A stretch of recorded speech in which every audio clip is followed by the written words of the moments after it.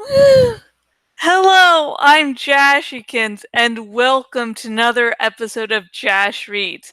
Tonight we are reading more of Megamorphs #1, The Andalite's Gift by Kay Applegate. Now, I didn't realize I would have this problem going in, but this is another Acts chapter, and if you've been listening recently, I've come up with a sort of accent for Acts and like still working on it, but great progress. But the thing is, it's sort of grating sometimes. And the only other character in this chapter is also one I have an accent for. So I hope you enjoy this Acts chapter, because if I lose my voice during like the middle of this, it's because I did not plan things through at all. Okay. Drinking tea, so if I stop to drink, that's why. This is stupid.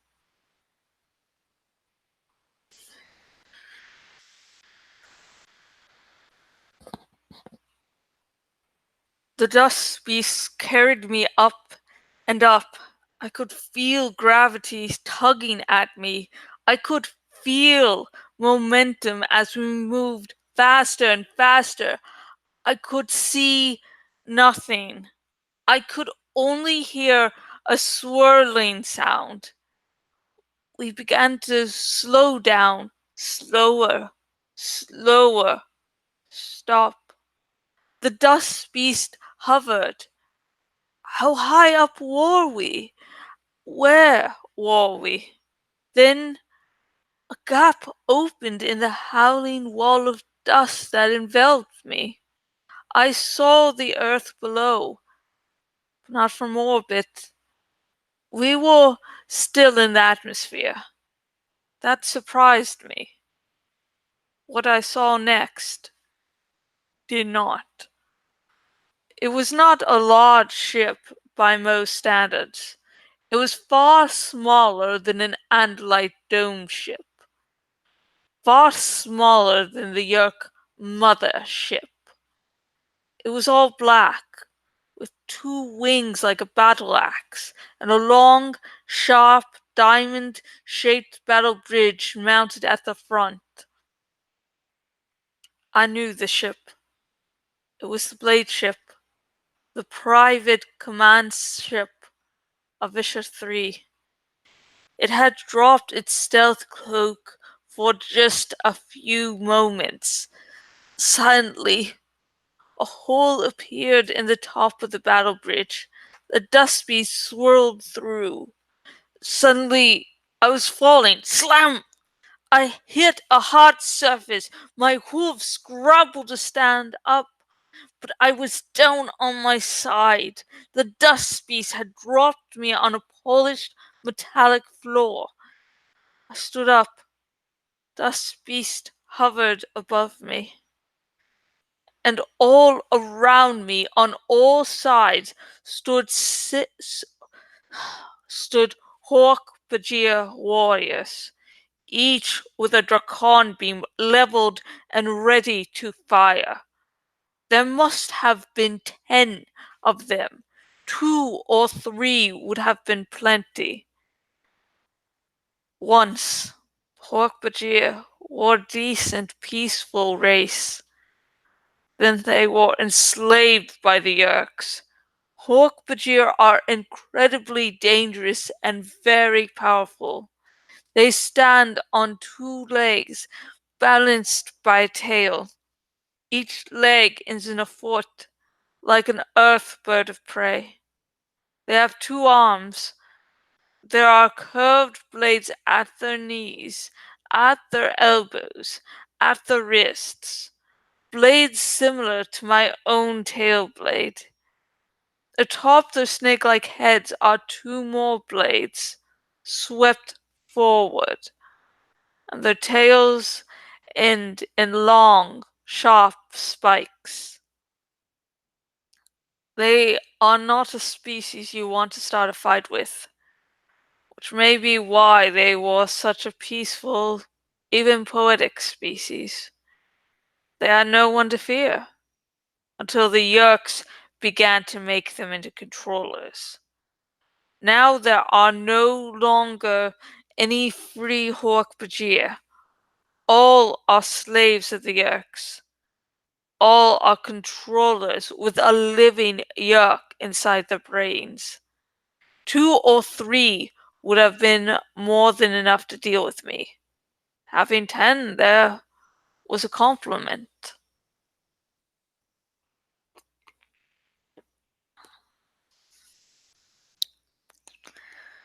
Well, well, a voice said in my head. So, we have our first captive. It was him, as I had known it would be. Visser Three, third most powerful of all the Yerk warlords, the leader of the Yerk invasion of Earth, an abomination. Visser Three is unique in all the galaxy, the one and only Andalite controller. He alone of all Yerks has managed to take and enslave an Andalite body. The sight of him filled me with loathing. My brother's killer, the creature I knew I had to destroy. If I didn't, I would never have the honor of being a true warrior. I had faced him before, but always with my human friends beside me. To have attacked the Visser then would have meant risking them. But now I didn't have that excuse. Visser Three was before me, my brother's killer. Visser Three focused his main eyes on me. His stalk eyes watched the dust beast as it lowered uneasily. Oh shit, sorry, hang on. Visser Three focused his main eyes on me. His stalk eyes watched the dust beast as it hovered uneasily above our heads. I am ashamed to confess it, but I felt terror in his presence. Evil radiated from him, and power, a great and frightening power. You're not even full grown, Andalite. Visser Three sneered. My Velik brings me a child? Velik? I said. Yes, I named it myself. In the Yerk language, it means pet. It's a rare life form from right here in the solar system. The big gas giant. The one with the very prominent rings. Saturn. That's what the humans called it. I said nothing to the Visser. Answering might have revealed that I was in contact with humans. Visser Three considered me. So, you are an Andalite after all. Some of my advisors have been suggesting you terrorists were human, not Andalite. But here we have a prime Andalite specimen.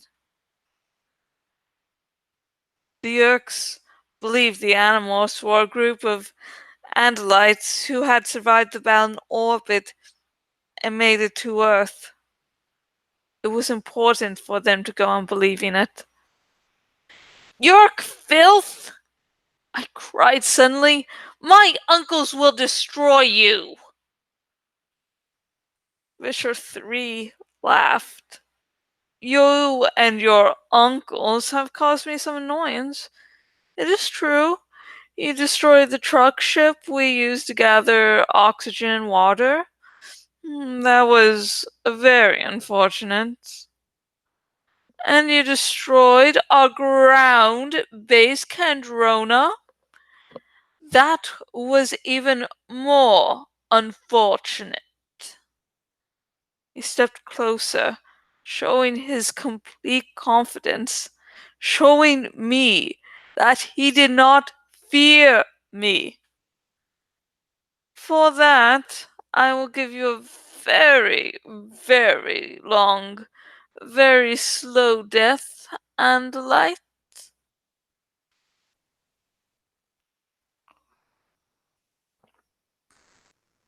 I wanted to strike at him. My brother, Prince Elfingor, he would have had the courage. I did not.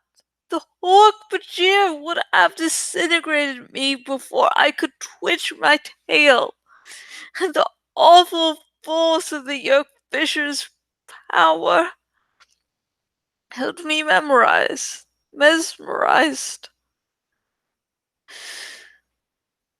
Yes, you let me chase you Andalite bandits, Visser Three said.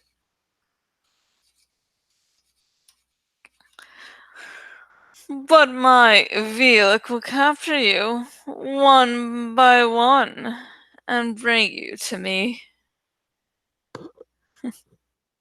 If I lack the courage to attack and die, I could at least try to learn more.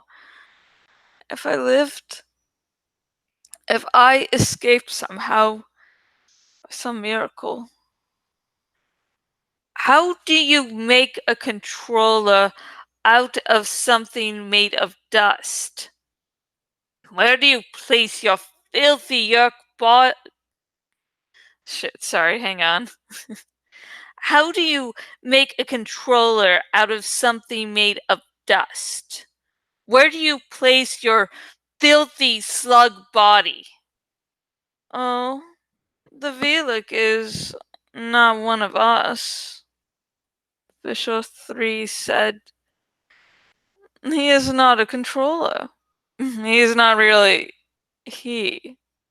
There is no intelligence there, or at least not much. Fascinating life form, really. Unlike anything we've ever found before. It spreads through the atmosphere as a dust. Each particle can sense life form energy. Any life form. When one particle senses prey, the millions of particles come together to attack the life form and chew it into shreds. The energy of each shredded bit is then absorbed by the particles themselves. Visser Three laughed again, soundless but vile in my mind. We lost a lot of soldiers before we figured the creature out. Oh, yes. It was chewing up Hawk, Bajir, and Taxons at a startling rate. But then we realized something. It could be altered. We could use the thing. I could program it to serve me. I nodded, understanding the truth. You changed it to detect only the energy of morphine. Very good. But you Andalites always have been clever when it comes to science. Yes, now it detects only the specific type of energy released during morphine. But it cannot feed on that energy. Oh, no, no. I didn't want it to shred you, Andalites. I didn't want it to eat you. I wanted to have you here, with me. So I programmed my Velik to eat only the energy we feed it from the engines of the ship. Clever, isn't it? The Velik senses morphine, attacks but brings the morpher to me in order to get its true food. Only a Yerk would think it clever to force mutation on another life form, I said, as I contemptuously as I could. Should I strike? Could I strike? Was I fast enough? Three nodded. Yes, yes. We lowly Yerks know how superior you and lights are. Holier than thou, the meddling Morrists of the galaxy, the glorious, self-righteous Andalite princes, saving the galaxy from the despised Yerks. Well, here you are, Andalite child, and soon the rest of your group of bandits will be here as well. How many of you are there altogether?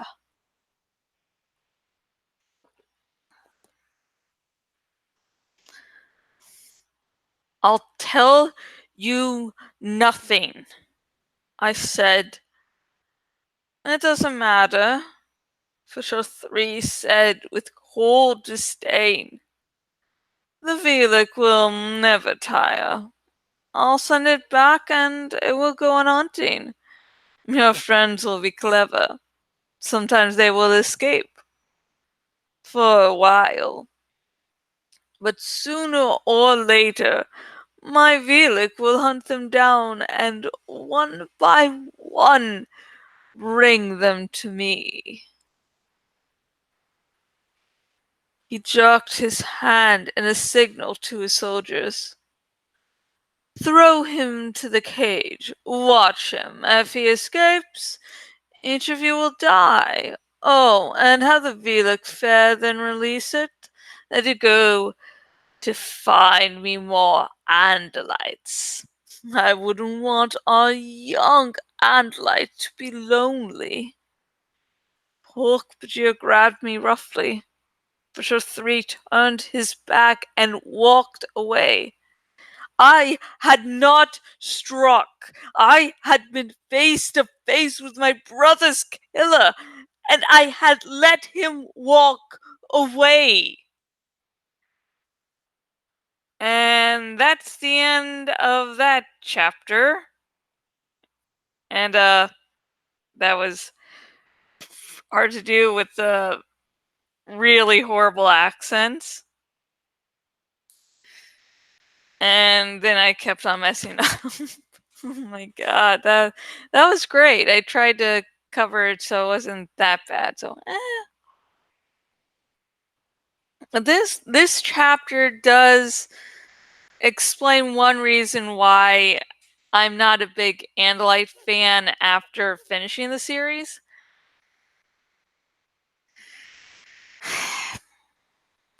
Axe. Axe dude. This is Visser Three we're talking about. This is a guy who has taken down bigger and badder people than you. You shouldn't think it. I mean, now because of the crazed Andalite, you know, honor thingamajig, because Visser Three killed Alfangor, it's now Axe's responsibility to call. Yeah, hi Visser Three. Wanting out for some pizza? Yeah. What about some cinnamon buns? but because, but because Axe has the misfortune of having a sibling killed by Visser Three. Now he has honor dictates he has to kill Visser Three, and that little bit of honor code makes sense if you're the thing you have to kill isn't one of the most evil things in the galaxy. It's like, and then Axe, because it's very natural for Axe to be afraid in Visser Three's presence. He brings up the fact that there are a bunch of Hork-Bajir guards, and the fact Visser Three is scary all on his own. And he's I don't know how old he is in Andalite years, but he's still the same like age as the rest of the Animorphs. So it's like you're not that old. It's God, it's okay, Axe. Don't start beating yourself up because you didn't find the nerve to get Visser 3. I mean, it's much smarter, Axe, for you to not attack Visser 3. And I just want to give him a big hug and slap him at the same time when he goes, well, my brother would attack Visser 3. No, he wouldn't. Alfangor was good in many aspects, but one of the things is strategy. Alfangor would know not to attack at that moment, but because honor, Axe is like, I'm a horrible Andalite. I'm not as good as my brother. Oh, that's one reason I don't like the whole Andalite pride bullshit. Because it's like it will allow these really impossible things. Like it'll make it so these Andalite warriors will have these impossible tasks and make them feel bad when they can't obviously complete them. Fucking fuck. Well, what did you think about this chapter, and what do you think about the whole sense of Andalites and their really strict honor code? Please comment below. Remember, no major spoilers. This is a series that has some awesome twists and turns, and you should experience them without knowing they're coming. So, yeah. But if you do want to talk spoilers with me and you're on the YouTube's link in the description to my Tumblr Askbox, and my Tumblr Askbox, you can talk about the most spoiler-filled things concerning Animorphs. I've read the books multiple times, so I'm good. Let's see. Oh, and if you're new to the fandom, if you're one of the people that click the video and are like, oh my gosh, Animorphs seems awesome. First, I want to welcome you. This fandom does not have cookies, but we do have some cinnamon buns, which are mankind's greatest creation. And if you're here and you're like, I wonder where I can buy my very own copy of Megamorphs #1, The Andalite Gift by Kay Applegate. If you're on the YouTube's link in the description to my Tumblr. God damn it, sorry, I'm like, oh, this is not a good night for me. If you're on the YouTube's link in the description, if you're on my blog, link down below, and both links will take you to where you can buy your very own copy of Megamorphs #1, The Andalite's Gift. Now, buying via those links, you won't merely help support Animorphs. You know, you will also help support this blog and all the various projects I have. And you can support both of us while at the same time getting a nice little item. And I am a big Animorphs fan, so I'm like, I like going to like thrift stores and seeing if they have any Animorphs books. Sometimes I get some really good ones, like there'll be like 3 or 4, and I'm like, okay, I might have a hoarding issue concerning Animorphs books, and it's just really lucky I didn't really go out that often to thrift store, so hasn't become a problem yet. Keyword is yet.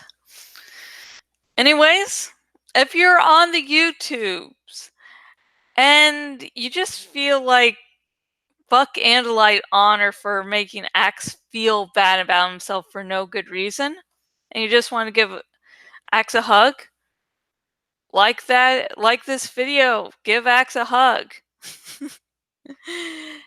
And if you're on the YouTubes, please subscribe to this YouTube channel, as I will be reading the entire Animorphs series.